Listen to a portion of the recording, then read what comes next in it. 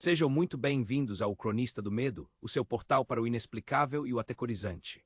Eu sou o seu cronista e hoje trago um relato arrepiante enviado por um de nossos seguidores, uma história que se desenrolou em uma fazenda centenária, perdida nas colinas da Seca Gaúcha. Antes de mergulharmos nas profundezas desse medo, eu peço que você já deixe o seu gostei aqui neste vídeo. Se inscreva no canal se ainda não for inscrito e comente de onde você está nos assistindo. E se você também tem uma história que te marcou, algo que te fez questionar a realidade, envie para nós. Sua experiência pode ser a próxima a ser contada aqui. Eu me chamo Gabriel e o que vou contar aconteceu comigo há uns bons anos, quando fui passar um tempo na fazenda da família, no interior do Rio Grande do Sul. Era uma propriedade grande, muito antiga, com mais de 100 anos, cercada por pinheiros e umas matas densas que pareciam engolir a luz do dia mesmo no auge do verão. Eu sempre fui um cético. Nunca acreditei em assombração, em lobisomem, em nada disso que o pessoal mais velho da costa falava. Para mim eram histórias para boi dormir, folclore puro. Mas a vida tem um jeito estranho de nos mostrar que nem tudo que a gente não vê. Naquela época, a fazenda estava meio que abandonada. Só eu ficava lá cuidando de umas poucas cabeças de gado e fazendo a manutenção básica. O vizinho mais próximo ficava a quase 1 hora de caco, estrada de chão batido e esburacado. Era o tipo de lugar onde o silêncio era tão pesado que parecia ter uma voz própria. A noite, então, era um breu absoluto, daqueles que te fazem sentir a solidão até nos ossos. As primeiras semanas foram tranquilas. Rotina de campo, acordar cedo, lidar com os animais, acumar uma cerca quebrada. Mas aí as coisas começaram a mudar de um jeito sutil, quase imperceptível, como uma sombra que cresce devagar na periferia da sua visão. Começou com os cachorros. Eu tinha 3 vira-latas fortes, acostumados com a lida e com a noite. Eles sempre latiram para a lua, para alguma coruja ou para um bicho do mato. Mas de repente eles começaram a ficar estranhos. À noite, em vez de latir, eles ficavam encolhidos, com o cabo entre as pernas, cosnando baixo para algo que eu não via. Olhavam fixamente para a beira da mata ou para o galpão mais distante e os pelos da nuca ficavam eriçados. Era um cosnado de medo, não de ataque. Uma noite eu estava lendo na sala, a lareira acesa tentando espantar o frio úmido da seca. Lá fora. O vento uivava como um lamento, chacoalhando os telhados velhos da casa. De repente, ouvi um som, não era o vento. Era um estalo seco vindo do lado de fora, perto da varanda. Parecia madeira velha cangendo sob um peso. Eu me levantei, fui até a porta, espreitei pela fresta. Nada. Só a escuridão impenetrável e o som da natureza. Voltei para a sala, tentando me convencer de que era o vento ou, quem sabe, um galho caindo. Mas os estalos continuaram. Primeiro esporádicos, depois mais frequentes. Como se alguém estivesse andando devagar, passo a passo, em volta da casa. Eu prendia a respiração, tentando identificar de onde vinham. Parecia vir de todos os lados, cercando-me. A sensação de estar sendo observado, de ter olhos invisíveis perfurando a escuridão, era avassaladora.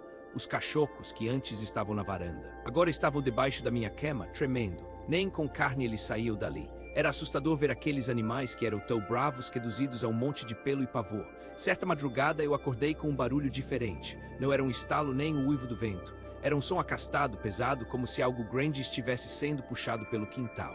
O som vinha do lado de fora da minha janela do quarto. Meu coração disparou. Eu sabia que não havia nada ali que pudesse fazer aquele barulho. Nenhum animal da fazenda faria isso. Eu me levantei devagar, sem fazer barulho. O canger das tábuas do chão parecia um trovão no silêncio da casa. Fui até a janela. A cortina estava fechada. Eu respirei fundo, meu pulmão parecia uma folha seca de tão tenso que estava. Com a ponta dos dedos, puxei um pouco a cortina, abrindo uma fresta mínima para olhar para fora. A escuridão era total. Eu não conseguia ver nada além das silhuetas disformes dos pinheiros mais distantes. Mas o som continuava. Acastado lento parecia se mover pela lateral da casa em direção ao fundo, e então ele parou. Um silêncio súbito e opressor caiu sobre tudo. O vento parou de uivar. Os cachorros pararam de tremer. Era como se o mundo inteiro tivesse segurado a respiração. E então um sussurro. Não era o vento, era uma voz. Baixa, couca, quase um sopro, mas tão nítida que eu senti cada sílaba reverberar nos meus ossos. Não conseguia entender as palavras, mas a intenção era clara. Era algo maligno, ancestral, que queria me avisar de algo ou me chamar para algo. Eu congelei. Meus músculos estavam em espasmos. O suor escorria pela minha testa. Gelado, a única coisa que me vinha à cabeça era que eu estava sozinho, a quilômetros de qualquer ajuda e que algo estava lá fora. Algo que os cachorros temiam, algo que fazia o vento se calar e que agora sussurrava à minha janela. Naquele instante, um som metálico veio do telhado do meu quarto. Um som como se gacas de metal acanhassem as telhas de baco. Uma caspagem lenta, cadenciada, vindo de cima. E eu sabia que não era um gato. Não era um gato, era algo grande, pesado e estava bem acima da minha cabeça, talvez até olhando para baixo, para a fresta que eu havia aberto na cortina. Eu não precisei ver, eu senti a presença. Uma presença gelada e antiga que havia despertado e viera me visitar. Eu fechei a cortina com um movimento brusco, quase quebrei a vidraça. Quecuei tropeçando em meus próprios pés e me joguei na cama, puxando o cobertor até o pescoço, tremendo incontrolavelmente. A noite inteira eu ouvi os aquenhões no telhado, os sussurros do lado de fora e o cosnado abafado dos cachorros sob a cama. Eu quezei como nunca havia quezado na vida, pedindo que o sol nascesse logo e que aquilo fosse apenas um pesadelo. Mas sabia no fundo da minha alma que não era. Aquela fazenda guardava segredos mais antigos que as suas próprias paredes de pedra. Aquela noite e as que se seguiram me mudaram. Eu nunca mais fui o mesmo cético de antes. As histórias dos antigos sobre os espíritos da mata, as almas penadas que condavam as fazendas, ganharam um novo e atecador significado. Eu não sei o que era. Nunca vi, nunca toquei, mas senti a sua presença, a sua maldade. E isso foi o suficiente para me convencer de que existem coisas entre o céu e a teca que a nossa ciência jamais poderá explicar.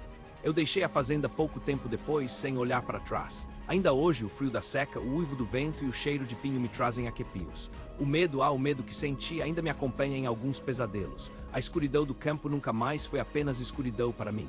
Ela sempre esconde algo. Chegamos ao fim de mais um relato aqui no Cronista do Medo. Eu agradeço imensamente a você que nos acompanhou até este momento e mergulhou conosco nesse terror que o Gabriel viveu. Se essa história te arrepiou, se te fez pensar, se te deixou sem ar, por favor, deixe o seu gostei aqui, pois isso nos ajuda muito. E se você ainda não se inscreveu no canal, esta é a sua chance de não perder nenhum de nossos próximos relatos. Compartilhe nos comentários o que você sentiu ao ouvir essa história. Ela te lembrou de algo que você já viveu? Eu vou ler cada um deles.